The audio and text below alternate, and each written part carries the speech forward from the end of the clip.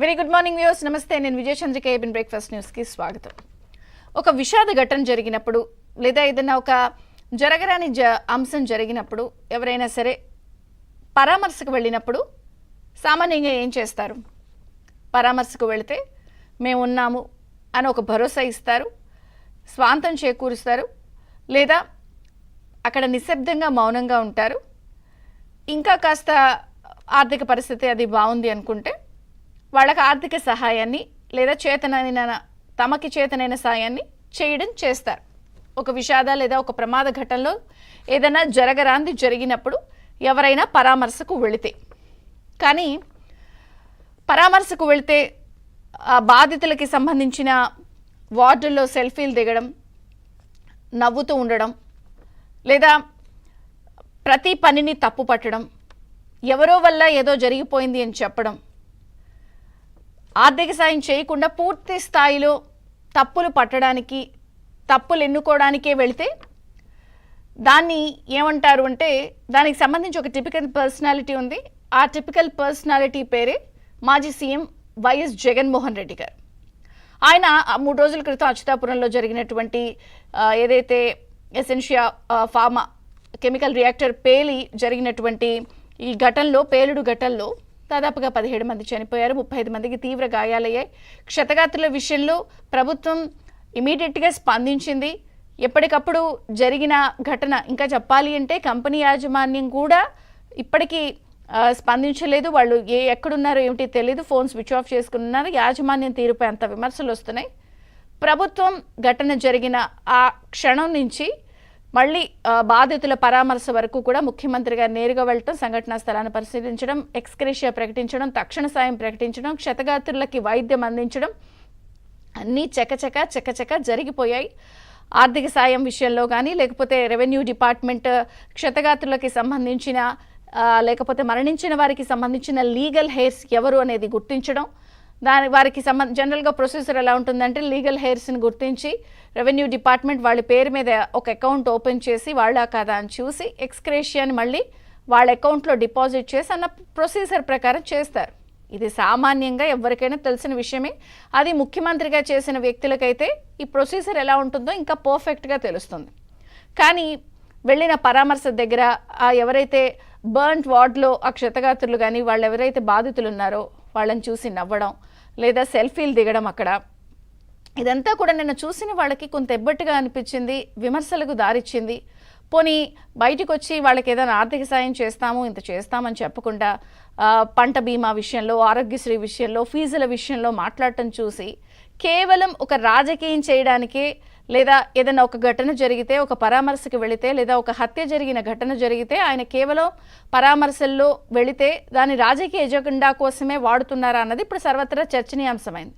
ఇక్కడ ఇంకొక అంశం ఏంటంటే, ఇప్పటికీ కూటమి ప్రభుత్వం ఏర్పడి 3 నెలలు అవుతోంది. అంటే 3 నెలలు కావస్తుంది, ఇంకా పూర్తిగా అవ్వలేదు. సో 72 రోజులు 73 రోజులు పైచీలకు అవుతున్న టైంలో వచ్చిన రోజు నుంచే అసలు ఈ ప్రభుత్వం వల్ల పూర్తి స్థాయిలో రాష్ట్రంలో శాంతి భద్రతలు విఘాతం కలిగాయి. రాష్ట్రపతి పాలన పెట్టేయాలని చెప్పి ఢిల్లీ జంతర్ మంతర్ వేదికగా హడావిడి చేసాం. రాష్ట్రం రావణ కాష్టం అయిపోవడం అన్నది ఒక అంశం. రెండోది, వినుకొండలో జరిగినటువంటి రౌడీ షీటర్ హత్య పరామర్శలో కూడా మాజీ సీఎం జగన్మోహన్ రెడ్డి గారు వెళితే అక్కడ కూడా మీకు ఈ స్కీమ్ అందిందా, ఈ స్కీమ్ అందిందా, ఈ స్కీమ్ అందిందా అని మాట్లాడటం చూసి అందరూ ఆశ్చర్యపోయి నివ్వరిపోయారు. మీడియాలో వెళ్ళింది ఏంటి, పరామర్శకి ఏంటి అని మాట్లాడుతుంది ఏంటని. ఆఖరికి ఇప్పుడు అచ్యుతాపురం సెజ్లో పరామర్శకు వెళితే కూడా ఆ రైతు బీమా, పంట భరోసా, లేకపోతే ఫీజులు, ఆరోగ్యశ్రీ చెల్లింపులు వీటిపై మాట్లాడుతూ, ఇంకా అసలు ఈ లీగల్ హెయిర్ విషయంలో, ఈ ఎక్స్గ్రేషియా విషయంలో ఆయన మాట్లాడుతున్న అంశాలు అంతెందుకు, నంద్యాల జిల్లాలో కూడా సీతాపురం జరిగినటువంటి హత్య అంశంలో కూడా పరామర్శకు వెళితే ఇదే టైప్ ఆఫ్ క్యాసెట్ వేయటం. అయితే ఇవన్నీ చూసి అందరూ కూడా అసలు ఏంటి, ఎందుకు ఇట్లా మాట్లాడుతున్నారు ప్రతి అంశంలో.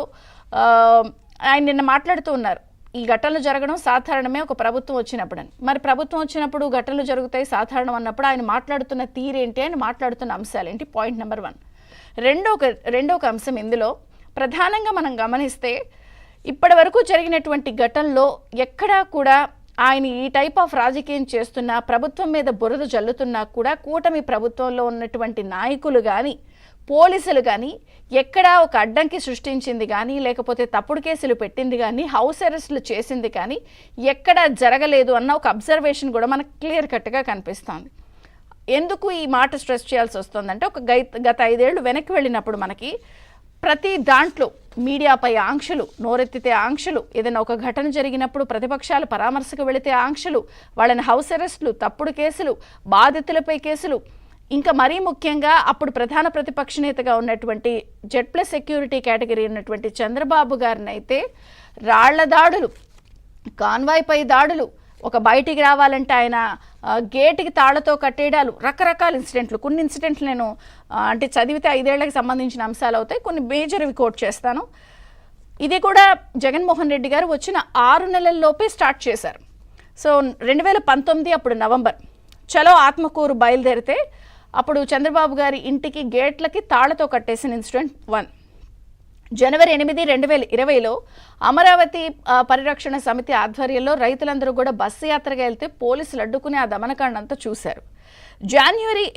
ఫిబ్రవరి 27, 2020లో ఉత్తరాంధ్ర పర్యటనకి వెళితే అప్పుడు చంద్రబాబు గారిని ఎయిర్పోర్ట్లో అప్పుడు ఉన్నటువంటి డీజీపీ గౌతమ్ సవాంగ్ గారు అడ్డుకుని 161 నోటీసులు ఇస్తే హైకోర్టు చాలా సీరియస్ అయ్యి గౌతమ్ సవాంగ్ గారిని కూడా కోర్టుకు పిలిచి అసలు మీకు సెక్షన్లు పెడతాం వచ్చా, ముందు సెక్షన్లు చదవండి అని చెప్పిన ఇన్సిడెంట్ మనం చూసాం. అలాగే 2021 ఫిబ్రవరి 2లో రామతీర్థం రాముడి తల నరికిన ఘటనలో కూడా అప్పుడు పరామర్శలకు వెళితే అప్పుడు కూడా ఎయిర్పోర్ట్లో ఆపేసిన ఘటనలు మనం చూసాం. ఇవే కాకుండా అప్పుడైతే ఏకంగా చంద్రబాబు గారు ఎయిర్పోర్ట్లోనే బైఠాయించి కూర్చున్న ఇన్సిడెంట్. ఇక 2022 మే 6లో ఋషికొండ 500 కోట్ల రూపాయల ప్యాలెస్ కడుతున్నారు, అసలు ఏంటని చెప్పి వెళితే అప్పుడు ఒక గొడవ. 2023 ఫిబ్రవరిలో దాదాపుగా అప్పుడు వెళ్తున్నటువంటి చంద్రబాబు గారిని కాన్వాయ్ని అయితే ఆపేస్తే చీకట్లో ఆయన 7 కిలోమీటర్లు నడిచిన ఘటన మనం చూసాం. ఇవే కాకుండా ఇక వైజాగ్ పర్యటనలో జనసేన అధినేత పవన్ కళ్యాణ్ గారిని హోటల్కే పరిమితం చేసి పెట్టిన ఇబ్బంది, లేదా బీజేపీ నాయకులు అమరావతి రైతుల కోసం వెళ్ళినప్పుడు, లేకపోతే ఇప్పుడు మంత్రిగా వ్యవహరిస్తున్నటువంటి సత్యకుమార్ గారు వెళితే ఆయనపై దాడి జరిగిన ఘటన, అప్పుడు అమిత్ షా గారు వీళ్ళందరూ కూడా మాట్లాడిన ఇన్సిడెంట్లు చూసాం. ఆ ఇన్సిడెంట్లో ఈ ఇన్సిడెంట్లో చూసినప్పుడు ఇక్కడ నిజమైన బాధితులు ఇబ్బంది పడుతున్న వాళ్ళని పరామర్శలకు కూడా కనీసం వెళ్ళనివ్వని పరిస్థితి. ఈరోజు ప్రమాద ఘట్టంలో వెళ్ళినా పోనీ పరామర్శించి ఆర్థిక సాయం చేసి స్వాంతం చేస్తే ఒక అంశం, ప్రతి అంశంలోనూ రాజకీయం చేయడం, బాధితుల దగ్గర కూడా ఆ అంశాలు మీకు స్కీములు అందుతున్నాయా అవి అని మాట్లాడడం అని చూస్తే ఏ ఘటన జరిగినా, ఒక హత్య జరిగినా, ఏ అంశం జరిగినా రాజకీయ ఎజెండా కానీ వైఎస్ జగన్మోహన్ రెడ్డి గారు వెళ్తున్నారా? మరి ఆయన చెప్పేటువంటి నంగనాచి